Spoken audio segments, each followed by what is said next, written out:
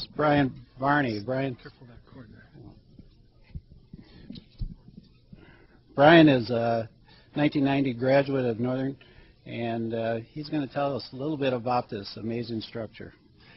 Well, it's, as you can see, the Leaning Tower of Pisa. It's about 12,000 blocks. It took over 2 weekends to build, and I'm really excited because next week the Guinness Book of World Records team are going to come to evaluate it, and I'm really looking forward to that. Hello? Oh. Jeez, Brian, I don't know what to say.